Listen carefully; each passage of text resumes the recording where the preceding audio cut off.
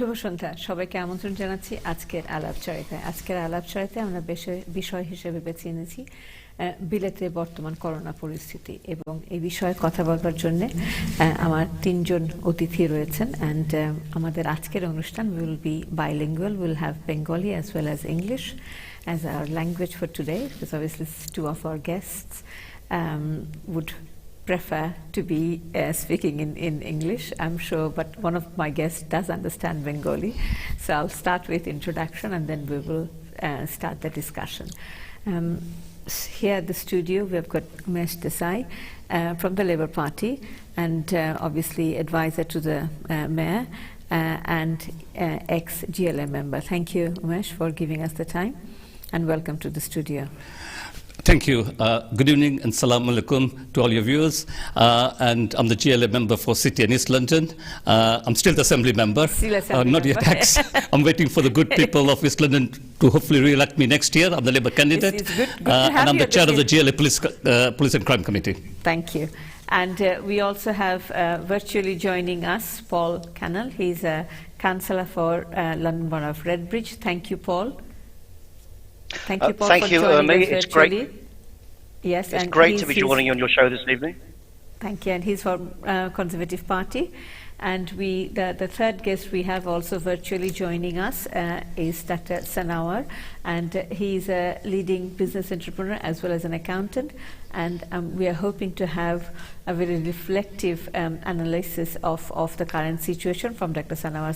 Assalamu alaikum, Sanawar bhai, and thank you again for giving us the opportunity to hear from you as well. Wa alaikum salam. It's great to join you. We will start with Dr. Sanawar, because obviously I do not want to have a party political debate to start with, so we will ask Dr. Sanawar to give us a very brief overview of the current situation. We know that London is in Tier 2, this is the second week running, and in terms of the situation, the socio-economic condition that we are under, as a result of the further lockdown or the further restrictions that the Londoners are experiencing.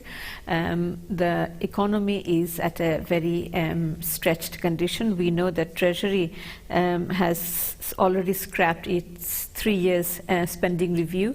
We know that government has in the past 6 months borrowed £208 billion in the public sector. Obviously, we are also confused about some of the government regulations or the guidelines, and we are still having that fight as to what exactly is the rationale for closing down shops and businesses at 10 o'clock. At the same time, what we are hearing from the opposition, Sanawar bhai, is that is the current government giving us the right guidelines? Are they able to handle the impact of coronavirus? What are the people, whether the government is actually aware of the socio impact on general public, i.e. we know that London School of Economics has done a research on 16 to 25, and they are actually very, very concerned about the mental health of this cohort. So there's a lot going on. We know this is a very complex situation, but let's start with a very brief overview from you, Dr. Sanawar. Well, there's just over 5 million businesses, up to the size of about 250 people employed by those businesses in the UK. And nearly 1 million of those businesses are looking to fail in 2020 as a result of this current crisis. The government, for all its efforts, has fallen short of giving that confidence to businesses to be able to operate within these difficult times. As you've said, there is confusion in terms of why certain businesses have to shut at 10 o'clock when things can continue in an orderly fashion after that time. Of course, pub openings and pub gatherings are things that need to be controlled. But I'm sure things could have been controlled more without having this curfew of 10 o'clock for all businesses to shut. A lot of these small businesses will fail and will never recover after this crisis. And as a result, a lot of the linked businesses that those SMEs rely on will also suffer. So as a businessman, as an accountant looking after a lot of clients throughout the UK, I can say it's not just a London-centric problem.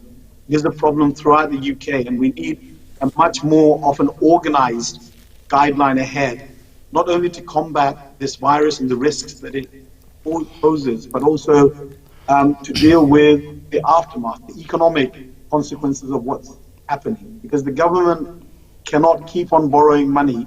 Of course, it has so far at very low interest rates, but sooner or later, that funding line will start to dry up, and the need for help is becoming more paramount as time goes by. It's not just the past where people have been helped with the bounce back loans, have been helped very well in terms of the salary furloughs and so on. But the real problem is about to come. The next 6 to 18 months is more pivotal to the survival of the United Kingdom than has been the last 6 to 9 months. And we'll come do to you, worry Sanawar bhai. I'm sure you will have more opportunities to share your views, expert views. I would like to now move to Mr. Canal, Councillor for Redbridge, representing Conservative Party. Mr. Canal, what would be your initial observation in relation to my introductory comments that obviously government is borrowing a significant amount of money. The borrowing will possibly continue. We also know that there is a high level of justification for borrowing this amount of money, but at the end of the day, the income is very, very low. And obviously we know that the row about this recent debate about supporting school children with free school meal vouchers during holidays. So that's another argument we will have, or another discussion we will have. But we would like to hear your initial observation. How do you think government is managing this whole coronavirus situation, the chaos, the lack of guidance, the lack of clarity on how they're going to tackle? 1 minute we are hearing that there's going to be further restriction. Next minute we hear that schools are going to be, obviously schools has opened and young people have gone back to the university, and that's actually part of, they seem to be the biggest cohort of people who are spreading the coronavirus. What exactly is happening? Well, I think your previous speaker summed it up very well indeed, is that there's on the one hand a call for the government to intervene more, to spend more money, to bring in further support, but also recognition that there's a limit to how much the government can borrow, because the 2 trillion debts we now have will be paid off by my children and my grandchildren. And there is no coronavirus playbook. This is the greatest peacetime challenge we've faced since the 1930s. And I think the government's reacted at the start very, very well. I think the initial lockdown was sensible. I think Rishi Sunak's furlough scheme was unprecedented and very generous. I know that my friends in Parliament have lobbied intensively for an extension or an adjustment to the support going forward, and that has happened. And there's now unprecedented support for our businesses, both small and large, over the next 6 months. VAT holidays, VAT reductions, and massive investments in supporting wages. And yes, we want the government to do more, and if it can, it will. But I think if you compare our response to the response across Europe, they've done remarkably well. We have a better testing regime than France, Germany or Spain, but we still sadly have a large number of deaths, a large number of people with long COVID, and an ongoing challenge. But viruses don't follow the rules. They're affecting every corner of our community and every age. But I think overall the government's done what it can with the weapons it's got. And I'm just grateful it's my government in charge and not Jeremy Corbyn. Thank you. So you said that, Paul, that viruses don't follow any rules. So what exactly is the rationale for closing down businesses at 10 o'clock at night? I'm sure that's one of the comments that Dr. Sanawar made, so I will come back to you. Unmesh, what's your initial observation in terms of how the government has managed the whole process? I know you're ready to jump on, but considering what Paul had said, that government has given so far 63 million to local authorities, and they've increased also the universal credit, £20 a week.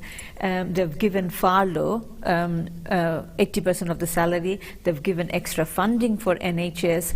They've supported businesses with Eat Out, Help Out initiatives. What more do you expect? Well, let's look at the last 6 months. And okay, I do accept that this is an unprecedented crisis, and it would be churlish to deny some of the help that the government has given, like the furlough scheme. But we were warned about this crisis coming from people in Italy. We saw the signs. In the Indian state of Kerala, in January, the health minister asked her officials, are we going to get the virus here? And they said yes, and they started planning. We here were, quite frankly, acted, in my opinion, it was too little, too late, and too flawed. So what do I mean by that? The lockdown should have been introduced. The lockdown should have been introduced much earlier. The scandal around the lack of PPE equipment.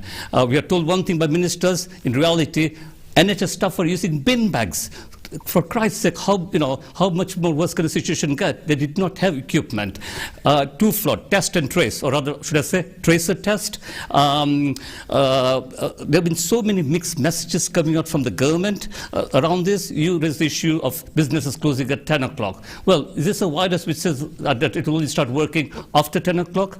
The Assistant Chief Constable, or ex-Assistant Chief Constable of Northern Ireland, just last week said that he himself was confused by the mixed messaging. I've been out meeting police officers in City and East London, and they say the same thing. The lack of clarity, the lack of consistency. In the last 6 months, there have been at least 9 U-turns by this government on A-level results, on NHS testing and tracing, school meal vouchers, on PPE for the NHS, track and trace, migrant health surcharge, primary school children, should they go back to schools? And this is the problem, that the government simply doesn't know the direction in which it is going. Yes, Rishi Sunak has emerged with some credit, but the furlough scheme, Germany, Paul says that we've done better in Europe. Well, not really. Germany, the furlough scheme is in operation until the end of next year, 2021. They are spending £27 billion to support the workers affected by the crisis. So the replacement for the furlough scheme, which is a job support scheme, basically it requires an employer to pay 55% of an employee's wages if the employee works for 33 hours a week. The other support scheme for self-employed people, 1 million people missed out, and in April they're going to miss out again, and they will only get 20% of their basic income as opposed to 70% under the old scheme. Yes, the business about loans, people are going to get a repayment period time back to, I think, to January 2021. So for that I give the government some credit. But as I say, it's a mixed messaging, the lack of clarity, the regional variations, and this is what we have governments for.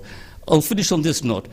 What we need our government to do is actually think boldly, imaginatively, and visionary. We need a Marshall-type plan, like after the Second World War, when the whole economy had to be rebuilt from scratch.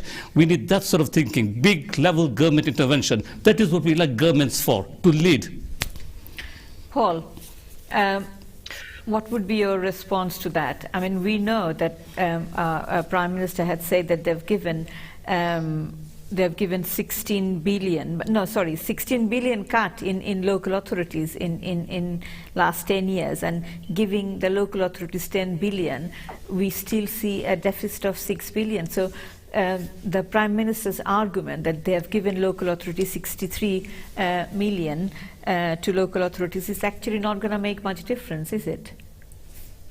Well, I think you have to recognise that in 2010, we inherited a financial disaster from the previous Labour government. And if we hadn't made some very tough decisions over the last 10 years, we wouldn't be in a position to provide the support we are providing to the people of Britain, to businesses and to councils. And if I may very briefly, with respect, correct Unmesh, Rishi Sunak announced last week that the 33% wage contribution was going down to 5%. And that is a dramatic change that will support our businesses that actually are struggling.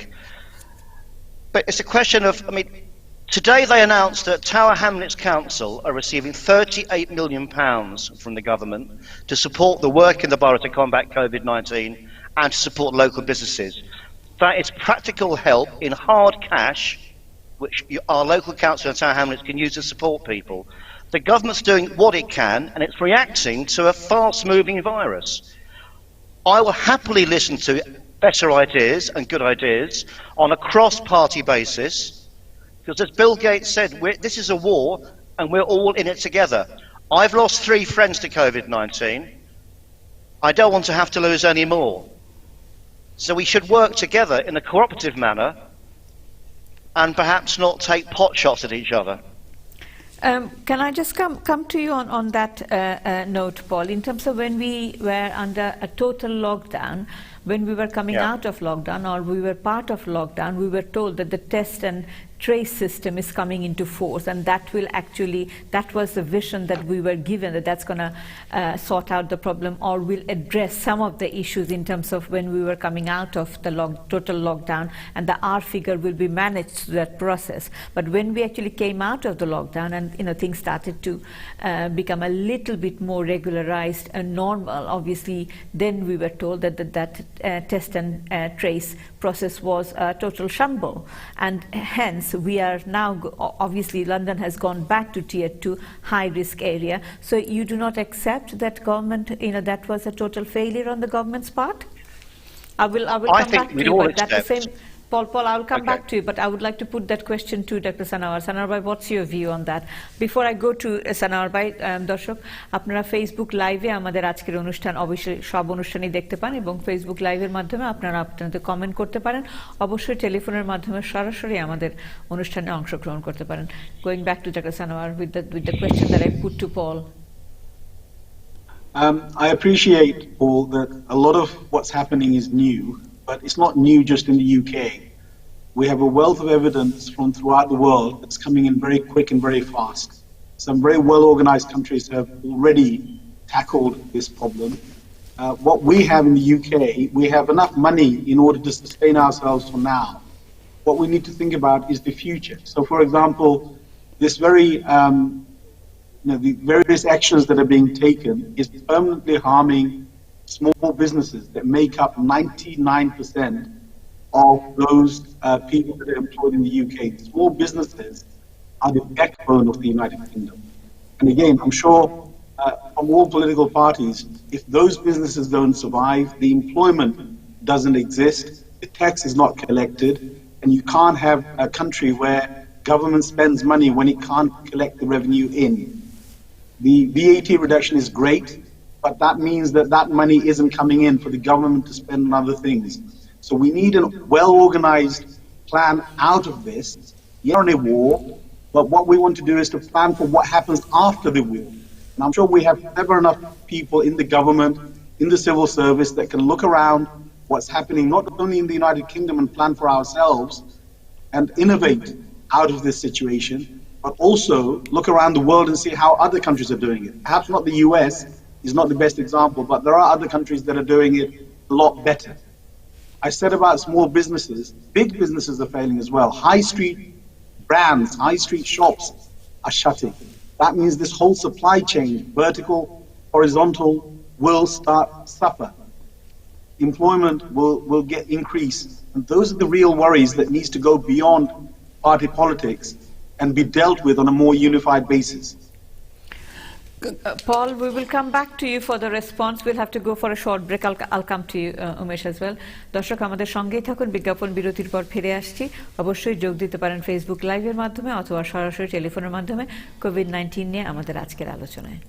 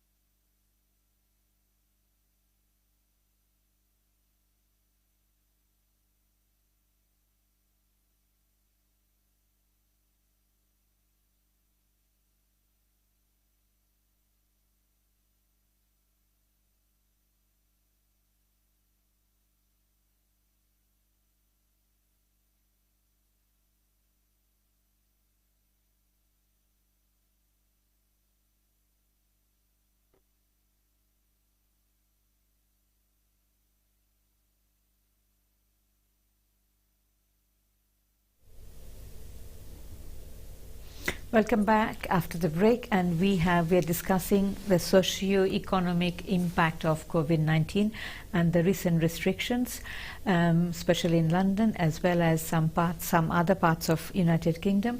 And to talk about this issue, we have Unmesh Desai in the studio, and we have Paul Cannon joining us virtually, and Dr. Sanawar also joining us virtually. Before the break, I asked Dr. Sanawar to give his overview in relation to the points that I put to him, and the same question I put to Paul and to Unmesh as well. So Paul, after your observation, I'll come to Unmesh. So the question that I put to Dr. Sanawar was that did the government do what was expected of them to do in relation to when we had the total lockdown and the trace and track system being a mess or a shamble? And do you agree that that has actually lost, government has lost confidence of the general people of United Kingdom? Well, I talked to councillor from Redbridge. Thank you. I talked to friends and colleagues, and I think there's an acknowledgement that things could have and should have gone better. But it was, as Unmesh said, an unprecedented crisis requiring a mass mobilisation of an unheralded test and trace system. And I am encouraged that we have made huge progress up until now. But yes, as a father and a husband, I wish it had been better sooner. And I'll say that quite openly and quite freely. I think Dr. Sanawar made an excellent point once again about we have to plan a way out of this crisis. I had a conference cancelled in September of 2021 because of COVID-19. So I think we're going to be in a COVID situation well into the spring of next year. A well-run small business may have between 1 and 3 months' money on the balance sheet. Perhaps a slightly larger business, 6 months' money. Very few businesses can cope with losing 9 months' revenue, particularly when a lot of our businesses in the hospitality sector rely on the Christmas season to make their money. So it's a major challenge. But I think it's absolutely right that the primary focus now is on pushing down the R rate, reducing infection levels, taking the pressure off the NHS, and as a result saving as many lives as possible. I do know that in the background there is a lot of work going on a recovery plan to try and lead us out of this, and I think this needs to have cross-party support and trade union support and CBI support, because we are spending the treasure of our future generations. And as I said before, it's going to be the tax money of my children and my grandchildren that can be paying this debt off for the next 100 years. Thank you, Paul. Sorry, do you want to add anything? Or I'll come back to you, Umesh. I mean, do you feel that government has got, because obviously Paul has said it requires cross-party support, surely, because this is such a unique position, such a unique condition that we are in. No one knew. Obviously, there were some indications that this pandemic is on its way. Obviously, government possibly didn't prepare themselves for a pandemic to this extent, to this level. But is your party standing hand in hand with the current government to actually address this issue, or do you have a different vision? Right. I mean, I do agree with Paul in that sense. We are talking about human lives, about deaths. In my opinion, the first wave, COVID wave, with better planning, deaths could have been avoided. I've got to say that very Absolutely. frankly, right? As I said earlier, the warning signals... Especially in the care homes. Exactly. The warning signals were being sent to us from afar, from China, from Italy, is coming your way. We panicked. That is, I can't put it any better than, any more than that. In mid-March, when suddenly the scale of the potential crisis, that the NHS would be completely overwhelmed, and that's when we went into a lockdown on the 23rd of March. And Keir Starmer has taken that approach of working constructively with the government. But we are now in a situation in British politics where, in a second wave, and I agree with Paul, this virus is going to last well into next year. We will all have to learn to live with this virus. I was in the Economic Committee meeting of the Cllr with the leader of the City of London Corporation, Catherine McGuinness, and she made the point, we've got to plan forward economically for the future and learn to live with this virus. We've got to get the right balance between controlling the virus and also not destroying our economy. But I've got to make this point, that lessons from the first wave, have they been learnt? We are still facing the issue about, the quarantine. The rules, again, should we go have 7 days quarantining? Back in April, we were clamoring. I was one of those people. Why are there no checks at border entry points? We were all in a lockdown. People, unprecedented times, complete lockdown, yet people were coming through Heathrow Airport without being tested or whatever. So that confusion is still there. And that is why we've got to ask these searching questions of the government. Yes, Tower Hamlets has been given £38 million, but when you look at the tens of millions of pounds that have been taken away over the last 10 years as a result of austerity cuts, then, well, quite frankly, that's a drop in the ocean. Local authority, and I'm sure across all parties, is actually facing up to these challenges without the adequate government support that it needs. There have been huge cuts in government grants. Forget the COVID support grants that you talked about, Paul. Tower Hamlets. Barking and Dagenham Council is setting up its own test and tracing centre at the film studios in Dagenham because they're fed up waiting for a nationally led approach, which quite frankly is all over the place. Look, let's not begrudge. There is money coming, but is it targeted? We need sectoral support and we need area support.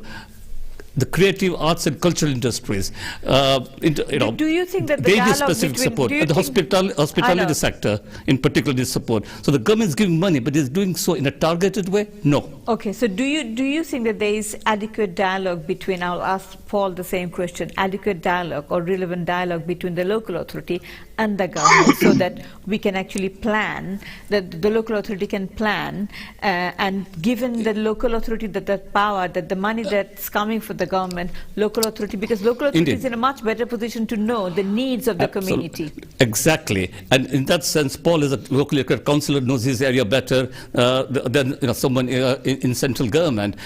This is what I think needs to be happening. At first, the government, in terms of test and tracing, had a nationally led approach. That clearly was not working. It's got to be a bottom-up approach. I would rather give the necessary funds and support and resources to local councils, whatever political party controls a particular authority, but they have been elected by the people. Because they've got the local knowledge. But that simply is not coming. That approach is still not coming from the government. But can I also make the other point? I really got to say this because Paul talks about not playing party politics. I couldn't agree more. But the government should not use this crisis to attack leaders like Andy Burnham, who actually stood up. And I think he's become a very popular figure. Meant the whole Greater Manchester region is asking for £62 million. He's not getting it. And what the government is doing to Sadiq Khan around the Transport for London issue is nothing short of a scandal. That is playing party politics. The Prime Minister lied, I repeat, lied about TfL finances in the House of Commons. Sadiq Khan has said very clearly, and we've said that very clearly, he misled or was trying to mislead the public about TfL's finances. What is happening is COVID is being used as an attack on Londoners to push the congestion charge to the north and south circular boundaries. There's a condition of the government is imposing on London, fares to go up, council taxes to go up. TfL, the Sadiq stewardship was doing very well. 71% of the operating cost deficit had gone. There had been a rise. That was my question. A 13% rise in reserves. TfL was on course to get its books balanced.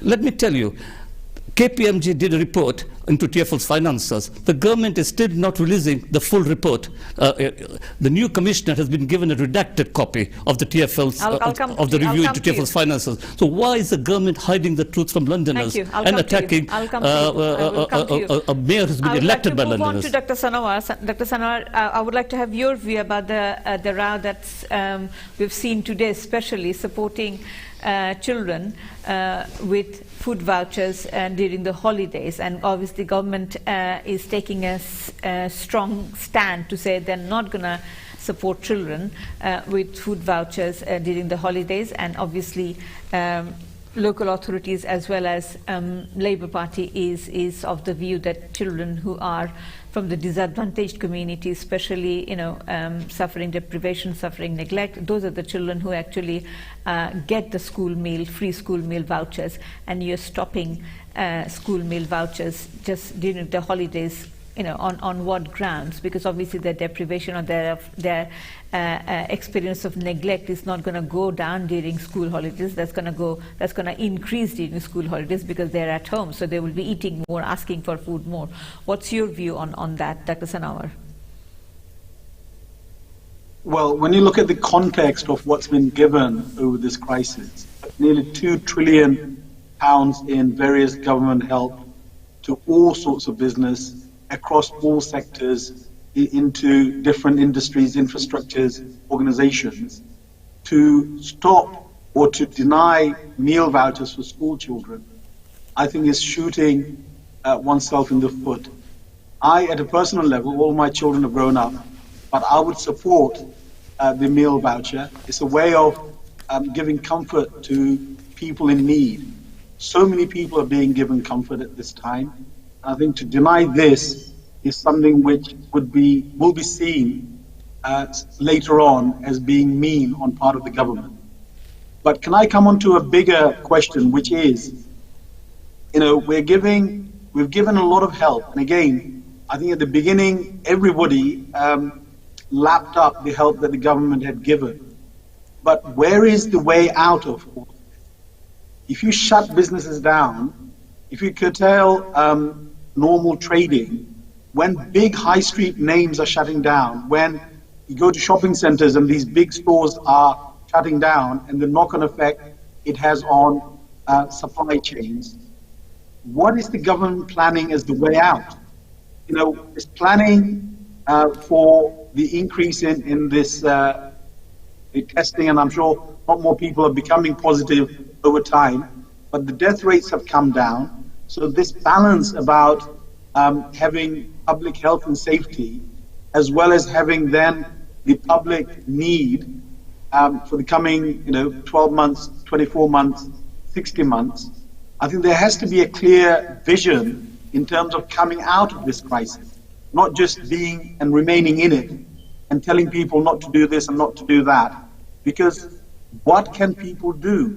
They're really waiting for that advice which they can take on board, because once businesses fail, once companies like Harvey's and Marks and Spencer, Debenhams and so on, once they go into permanent closure state, and a lot of them are already closed, jobs will not be recreated, high streets will not reopen, a lot of employment will be lost as a result.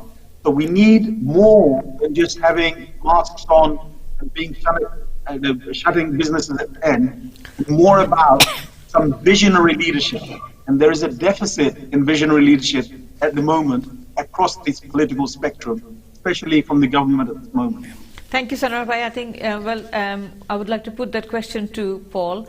Obviously, I'll hear your comments as well, Umesh. But Paul, what would be your take on the comment that Dr. Sanawar had made? There is deficit in the visionary leadership.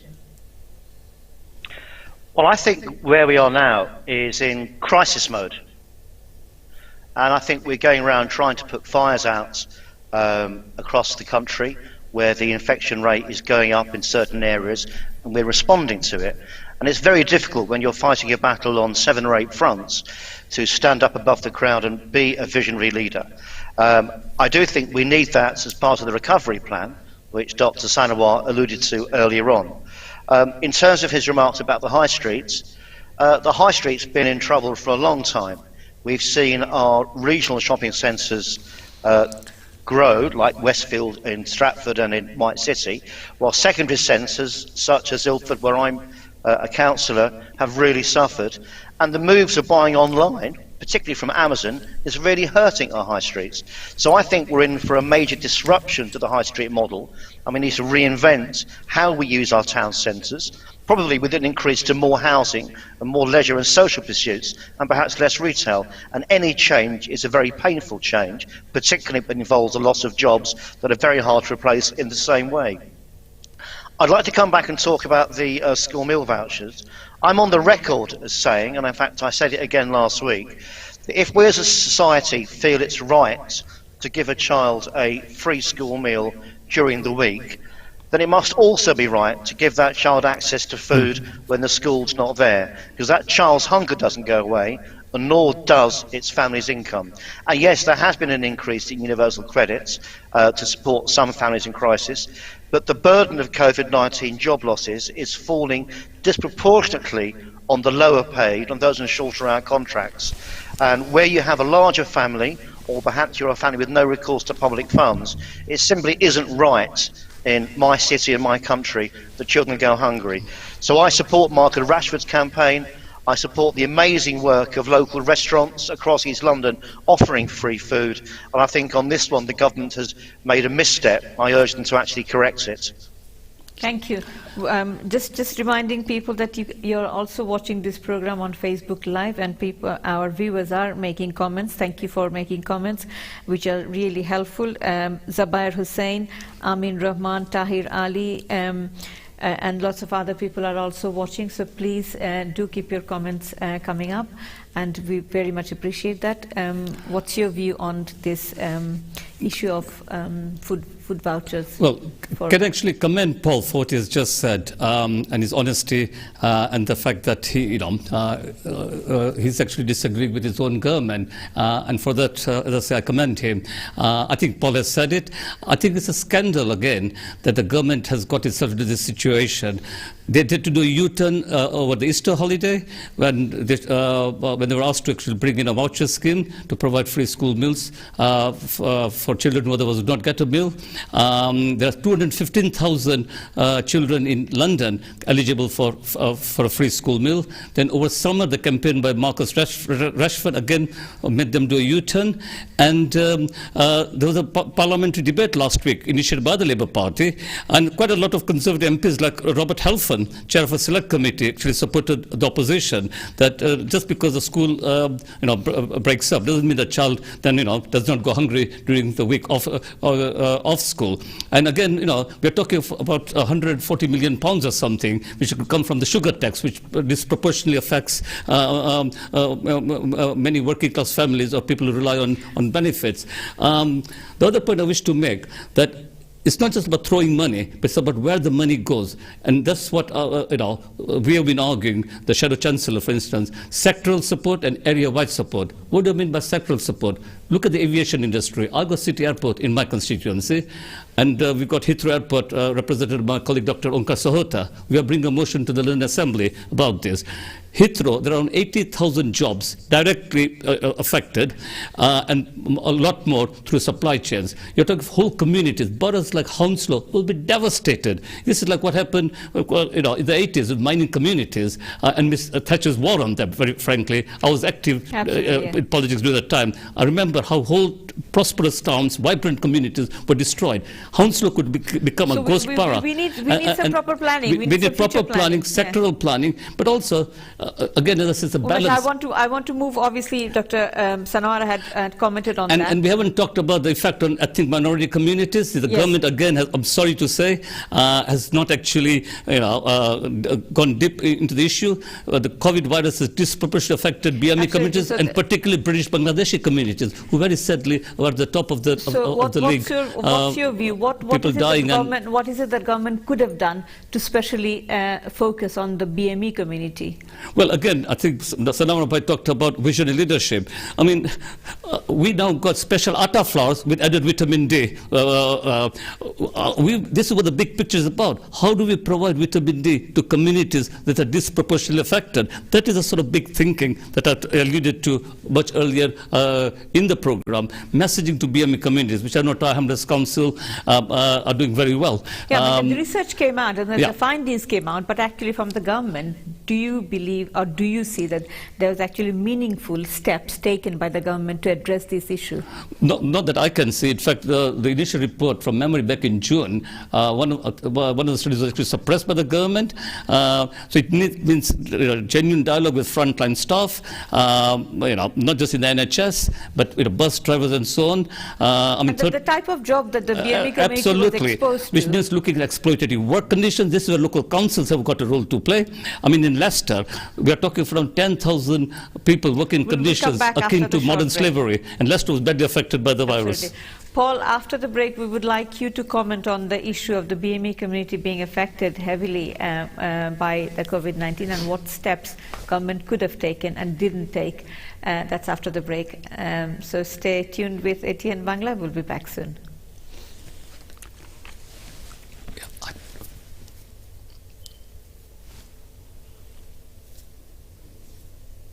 We are off tape.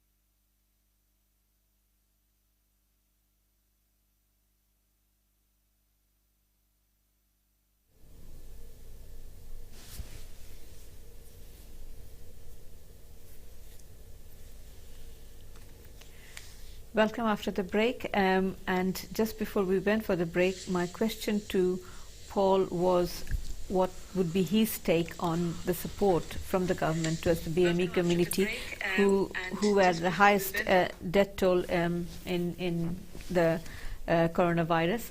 Paul, your take on, do you feel that government has done enough to support the BME community to address this issue since the research came out? Paul Canal, Councillor, Redbridge.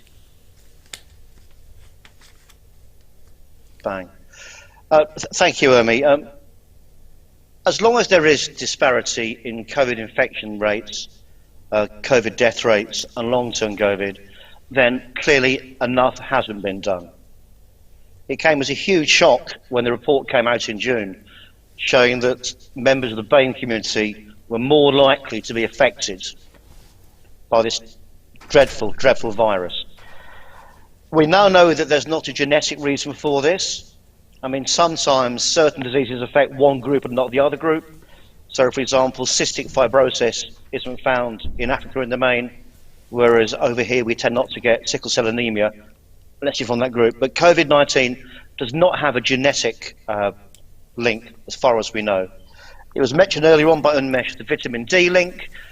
There is research that in countries where you have vitamin D fortified in their food, like Scandinavia, which has low amounts of sun, it may play a part in protecting you. Paul, I'm conscious about the time. Sorry to interrupt. Right. I would like to know, yes or no, do you believe that government has done enough to support the BME community, who are the most affected cohort amongst the COVID-19 patients and the death toll?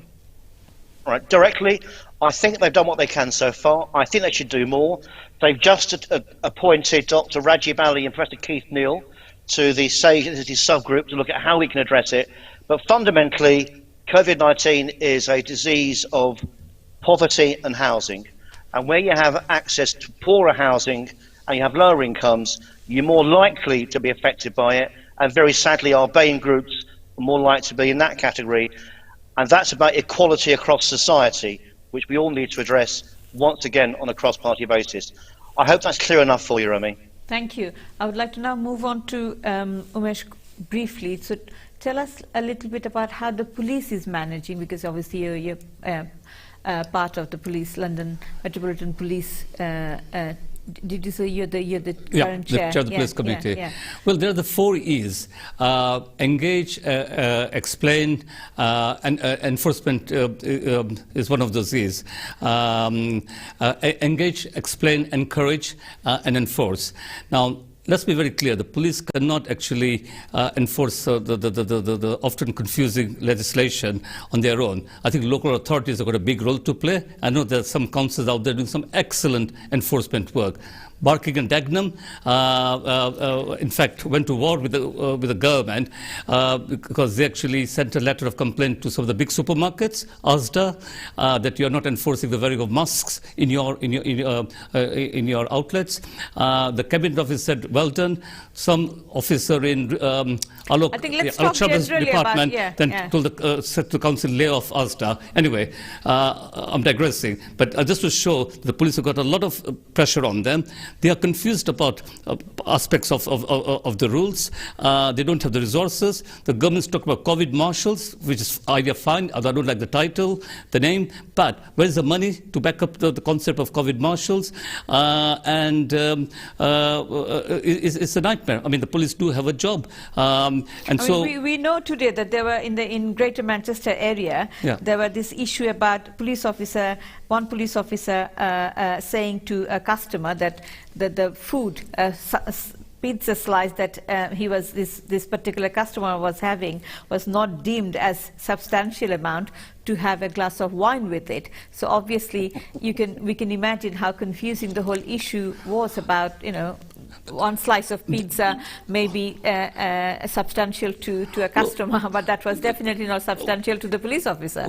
Well, but again, I mean, the faceless bureaucrats who draw up all this legislation in Whitehall, and obviously ministers are going to have a political oversight, but it is open to confusion, open to, you know, to varying interpretation, and laws, if they can't be enforced properly or understood properly, then lack credibility. And that makes enforcement even more difficult. Thank you. I'll come to Dr. Sanawar. Sanawar, I would like to come to you on this BME issue as well as the guidelines, the clarity on guidelines and regulations given by the government. I mean, obviously, the example I gave about Greater Manchester, we know that in Wales we had this issue that was, you know, on the telly all day today about whether women are able to buy sanitary products which were initially deemed as not being essential items. And obviously another row that has come today, kind of, you know, we know that 800 former judges have now actually accused the government of hostility to lawyers in relation to the comments that came recently from Priti Patel as well as from the Prime Minister against asylum seekers. So what's your view? Do you believe that the BME community is getting that support as well as these guidelines and regulations in relation to the confusion being created even greater challenges for us? Dr. Sanawar. Okay, I'm never in favor of categorizing people into ethnic groupings. I think we need to grow beyond that. We're all British, of course, of different socio-economic backgrounds, and therefore we all need support. So bed housing isn't only in the realm of the BAME community, but also wider. So those are things that the government of all colors need to sort out. But I think, you know, the English legal system has been heralded as the best in the world. And when political appointees start to get involved in commenting on it, in terms of commenting on the decisions or how the law is used in order to protect the very people that the law is intended to protect, then I think that doesn't bring, you know, a good reflection back on the government or the people making comments on it. So I think government should try and stay away from that. But my bigger concern is in terms of the British Bangladeshi community and communities of all colors. I think they've done extremely well over the last 30 years. The NHS, for example, is disproportionately employing people of sort of the English community. And I think if we can recognize that and recognize that they have been disadvantaged and that real steps are taken in terms of trying to redress that and proactively accepting that that is happening, then they could contribute more as they have done through our businesses. The British curry industry has done so much in order to support all groups, not just the NHS, but the elderly within local areas. I know friends of mine in Oxford and other areas that are providing free meals to the elderly within their community. You know, they have stepped up beyond need to meet the emergency that has arisen. I think the government, and again, one thing I disagree with, you know, what's happened to our global leadership that has existed over 300, 400, 500 years? What's happened to it? We can face these crises and deal with it and provide leadership not only to the UK but to the rest of the world.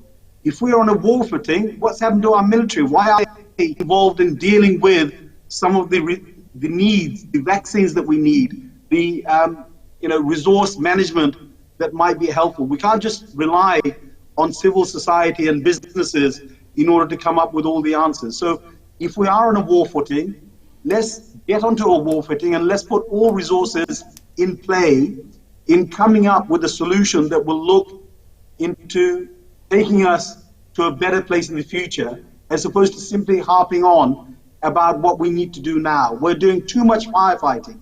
What we need to do is to look at long-term consequences and long-term outcomes. Only then will we get transformational results. Thank you. Moving on to Paul Canal. Paul, what would be your comments on the same question if I put to you about the comments from Priti Patel and as well as Prime Minister Boris Johnson regarding the asylum-seeking whole process? I mean, that's very, very, I'm sure we are very, very saddened with those comments that came from two very high officials.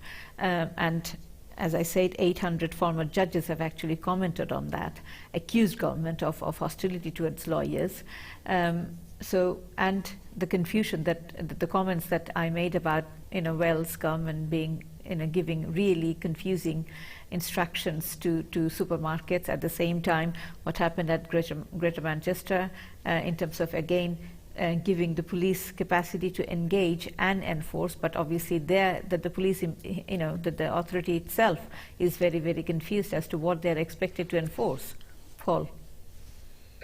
Thank you, Urmee. Well, I'll start with Wales, and I know that the Labour government in Wales just got the communications wrong. I don't think for a second they meant to suggest that sanitary products weren't essential. But the fact that Tesco's accepted that instruction and cut off part of their store beggars belief. There should have been a robust challenge to that, saying you cannot mean this, please change these instructions. So I think that's a failure on both sides there. If I can turn to the issue about the judiciary and the executive, the most effective democracies have clear separation of powers between the judiciary and the executive. And it's absolutely right that the judiciary is independent and makes its decisions based on the law. It's completely unacceptable for any elected official to attack the judiciary as being biased. So I condemn those remarks, whoever actually made them. If in government you don't like the law, you have the power to change the law. And if you change the law, then the judges will actually enforce the new law. And I hope there's a careful reflection in the corridors of power that we don't want to go down the path of corrupt governments across the world who appoint judges they want. And that's quite an opposite remark, given that Donald Trump's about to appoint a new Supreme Court judge in America that could change equality laws for the next 100 years. What was the third point, Urmee? Forgive me. No, I think that's an interesting point you made, Paul. So I would like to I would like you to give us another observation. So as Dr. Sanawar was talking initially that there is a deficit in terms of visionary leadership, do you believe these recent comments from the Prime Minister and one of his great ally, Priti Patel, about attacking judiciary, do you think that the leadership and the vision that this government is trying to give to the people of United Kingdom, that's been compromised even further? I think this government is committed to delivering its promise on Brexit and has done so. And I speak here as somebody who voted Remain. I'm one of those rare beasts that remain Tory. And I do think the government's got a vision for this country for the next 5 years in terms of supporting new industries, supporting growth industries, investing in our young people. So I think there is vision there and there is leadership there. What we sadly have, though, in our adversarial political system is whatever side A says, side B have to disagree with, and side B have to disagree with side A. And I'd like us to step back from it and perhaps have some royal commissions that examine how we educate our young people, how we run our health service, how we come together as a society and a community. Because Dr. Sanawar said quite rightly, we're all British, we are all in this together, and we share the success and we share the failure. And perhaps the biggest lesson from this COVID crisis is personal responsibility. Far too many people are not self-isolating when they come back from vacations. Far too many people are ignoring the rules about mixing with households. We must look inside our own hearts and our own souls and make sure we do what's right for our families and our community. And then, combined, we can bring the R rate down and we can protect our society, our community, our elders and our children. I guess that's my key message this evening. Thank you. I'll come back to you. Unmesh, what's your comment on this issue about Priti Patel, her being an immigrant herself, the comment that she made about the asylum seekers, as well as the Prime Minister? Appalling. And she should know better as somebody whose family came from Uganda. like myself, East African, Asian, and who happens to, whose family for generations have been British citizens, just like Priti Patel. It was a conservative government, actually, of Edward Heath, a very different prime minister, that actually let in 80,000 Ugandan Asians as refugees. But I wouldn't even say refugees because they were British citizens, most of them, in 1972. We have been here before. Dangerous talk actually can have serious consequences. Mrs. Thatcher's swamping speech in 1978, before she became Prime Minister, about people being very scared of being swamped by an alien culture, led to a rise in racism and racist attacks. Some of the headlines in the Sun newspaper about Malawi Asians living in five-star hotels, that had a direct correlation with racist attacks out there on the streets. And let me tell you the consequences of Priti Patel's loose talk and inflammatory talk to please one wing of the Tory party, the hard right of the Tory party, which actually seems to be in control these days. And I'm not sure some of them would actually agree with what Paul's been saying here. But there was an attack on a solicitor's office in Harrow, Duncan Lewis, and the attacker, who's now been charged, it has been reported in the press, has got far right-wing connections, and he had come armed with weapons and some Nazi literature, whatever, and there's a direct relation. That is why lawyers have protested about the use of such. Yeah. Just one other point, if I may. I'm glad that Paul used the B word, Brexit, because the deadline of 31st of December is coming up. We don't know whether we're going to end up with a no-deal Brexit scenario. So what we have is a corona-induced economic recession along the way, if it's not already here. Sanawar has talked very movingly about the impact on on businesses, on communities. If we are left in a scenario where we do not get a deal at all, then I just dread to think what's going to happen. How will that actually affect businesses already struggling? Many have gone, may not come back. Okay, and we should not forget that very important debate whilst we are talking about COVID and the Brexit issue as well. Absolutely. And there is no sign at all so far of what's going on in government, certainly not that I know of. Thank you. So we are nearly coming to the end of today's program. Sanawar bhai, I would like you to comment on the point that Unmesh had mentioned about we are going to have a double dose of challenges. I mean, 31st of December, we are going to have Brexit coming to an end. Are we going to end up with no deal, or are we going to get a deal? I mean, the Brexit issue seems to be overshadowed by the COVID, but obviously the challenges are on both ends. What's your take on that as your concluding remarks? Well, we've suffered from a triple whammy. I'm a Remainer. I think our British interest lies within Europe. Unfortunately, the majority have decided that we should be out of Europe. I think we will regret that decision in years to come. So that's the first one. Secondly, in terms of this COVID crisis, again, these are things that we could have anticipated going back to late 2019. We left it far too late. We spent far too much, far too early, and we have now run out of money in order to help the businesses that need help, the communities that need help, the school children that need help. We have run out of money. We don't know where that money is going to come from to take us out of this crisis. And finally, that deficit of leadership that I talked about. Unfortunately, we've gone through these last 3-4 years of almost gung-ho politics in terms of, the Trumpist politics that has happened throughout the world, in India, in America, in the UK. And unfortunately, we've lost sight of the real need, which is the British people. And as a result, the British people will suffer in years to come because of that triple whammy. So I hope we have the sense to start to think on a unified basis, because after the war, that's when the real tragedy begins. That's when we need to see how we can overcome, how we can rebuild, where the money comes from to rebuild. I ask and plead with the government to please take sense. Thank you. Thank you, Sanawar. I think you have kind of concluded very nicely. So if I put that same question to Paul, very briefly, how we are going to challenge this triple whammy that Dr. Sanawar was referring to? Brexit, this deficit in leadership, as well as the economic crisis. Well, I remain convinced that at the 11th hour, and is always the case in Europe, a deal will be struck. because a hard Brexit is as damaging to Europe as it is to the UK. And the dislocation to industries, fisheries, cheesemakers in France, it's going to lead to lots of jobs being lost and the economy is retracting. So I think we will get to a deal. It'll be a classic European fudge. And I think you're absolutely right that going forward, we need to create a new vision, dare I say it, for a new Britain. Because I accept the result, we're leaving, and therefore we must work to forge a way in the world. But we're very lucky in this country. We have a very, very diverse population. We have very strong trading links with Bangladesh, with India, with Pakistan. We need to build on those trading links and grow our economies together.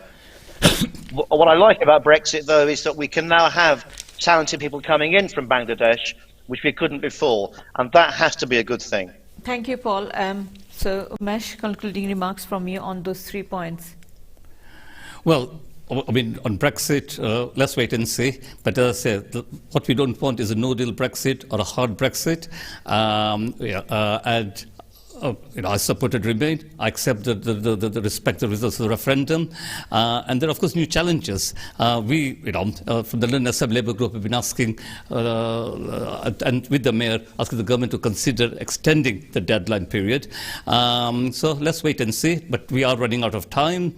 On COVID, I agree with Paul's point. We of course all going to take individual responsibility. Absolutely. But things like high-profile breaches of the regulations, like Dominic Cummings' trips to the northeast. Second time was allegedly seen by 4 witnesses. That does not help, and accept that people from other parties who breach regulations as well. But Umesh, consistent messaging, clarity, sectoral support, that's the way forward. Thank you. So thank you very much for watching tonight's program. We'll see you next Monday. So stay tuned with ATN Bangla. দর্শক আগামী সোমবারের আলাপচারিতা দেখবার আমন্ত্রণ রইল। শুভরাত্রি। Thank you, Umesh. Thank you, Paul. Thank you. And thank you, Dr. Sanawar.